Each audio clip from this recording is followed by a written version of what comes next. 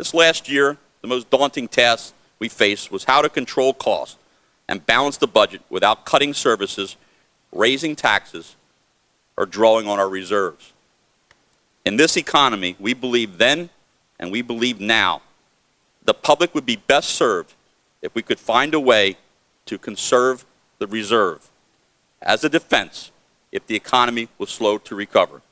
In other words, we had to find a way to live within our means while giving county residents the service and value for their tax dollars that they expect and deserve.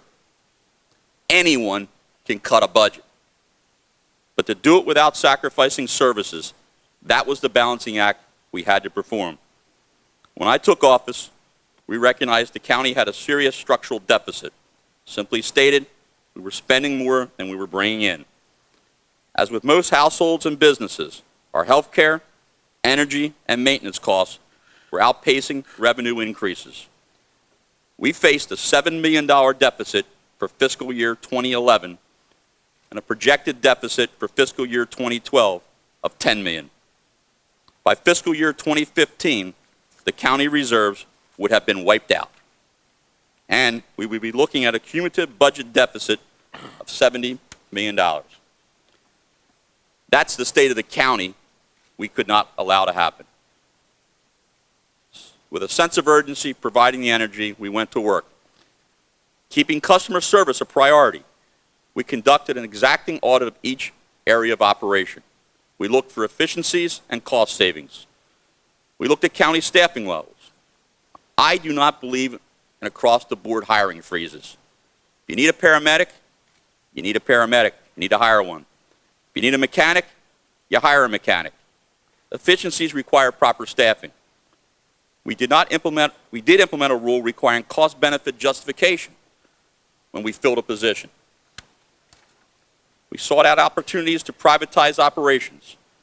We sought and obtained cost savings through active negotiation in the purchasing system. In short, we actively managed the business of government and looked for better ways to do things. The challenges we had to overcome in fiscal year 2011 and fiscal year 2012 to balance the budget and to change the direction of county government were many and varied. The county's revenue streams are tied almost exclusively to real estate property values, real estate improvements, and real estate sales. Real estate development and sales activity remains soft and track far below historic norms.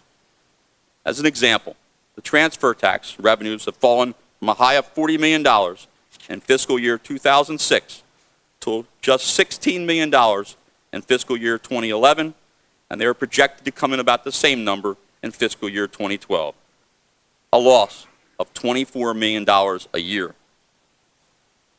The financial conditions affecting state and federal governments had led them to reconsider, realign, and reduce the historic funding and service arrangements with local governments. And such actions over the past years have cost the county more than $7.5 million annually. The extent of the federal government's financial problems is well known. One only has to look at the headlines to see the impact the economy has had on governments in our region, across the U.S., and around the world. In fiscal year 2011, Newcastle County received more than $27 million in federal funding and grants. Today, because of the magnitude of the federal budget deficit, we are threatened with loss of some or all of those funds.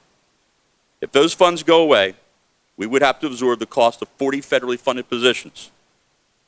That's why we need to conserve the reserve.